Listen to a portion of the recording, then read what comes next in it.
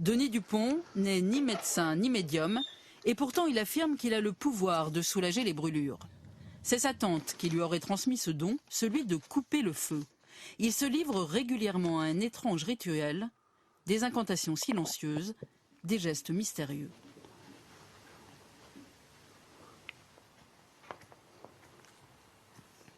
Ce que vous venez de faire là, c'est quoi? Là maintenant? Oui. Alors, là, j'ai barré le feu à une dame qui a un problème au niveau d'un sein, qui est en radiothérapie. Donc, elle est partie pour 32 séances de radiothérapie. Donc, tous les jours, 2 ou 3 minutes ou 5 minutes après qu'elle ait eu sa radiothérapie, je lui barre le feu. Barrer ou couper le feu ne signifie pas guérir, et la malade le sait. Mais elle croit que grâce à lui, les effets secondaires de son traitement seront moins lourds. Des courriers comme celui-ci, ce Savoyard en reçoit de la France entière. Le bouche à oreille fonctionne d'autant mieux qu'il fait ça gratuitement, à l'ancienne.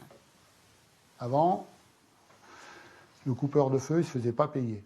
Donc, c'était dit qu'on devait le faire, mais sans se faire payer. Donc, moi, je perpétue cette tradition, je ne me fais pas payer. Ce que les anciens n'imaginaient sans doute pas, c'est qu'un jour, les coupeurs de feu travailleraient par téléphone. Un message sur le répondeur de Denis Dupont, le voilà sollicité pour une autre pathologie, un zona, qui occasionne des douleurs semblables à celles des brûlures. Oui, c'est Denis Dupont. Donc, j'ai bien eu votre message. J'ai bien vu que vous avez une amélioration là pour votre zona, mais ça se redéveloppe au niveau du thorax, donc il n'y a pas de problème. Je vais vous y refaire tout de suite. Bonne journée, au revoir. Vous allez vous occuper de lui tout de suite? Ouais.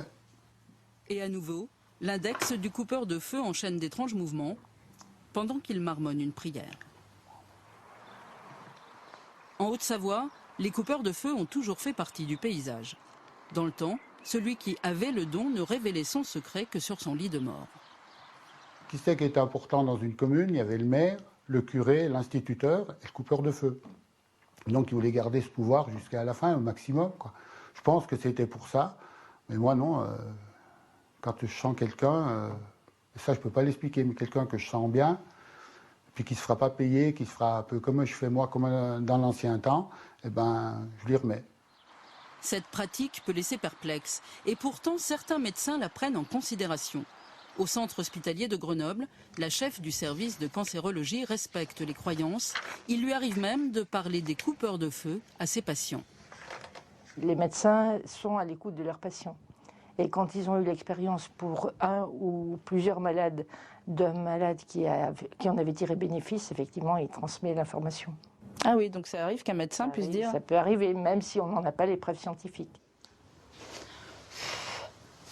Alors ces prétendus coupeurs de feu ont-ils vraiment un don? Allongée sur la table d'examen, cette femme souffre d'un cancer du sein. Elle vient voir cette coupeuse de feu censée lui éviter les brûlures de la radiothérapie.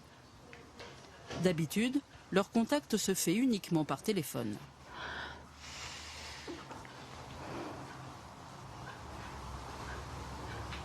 Voilà, c'est fait. Vous voyez, c'est rapide, hein? Oui. Aussi rapide qu'au téléphone, hein? Couper le feu par téléphone, c'est quand même très bizarre, non? C'est sûr, c'est sûr. Mais bon, moi, ce que je peux dire, c'est le résultat. Là, le fait est que je ne suis pas brûlée. Je peux supporter mes vêtements, ce qui n'était pas le cas après mon opération où j'ai eu 2 mois où je ne pouvais pas supporter les vêtements. Bonne journée. La coupeuse de feu se fait payer, le tarif est variable, environ 50 € pour un suivi complet. Oh, bonjour les filles.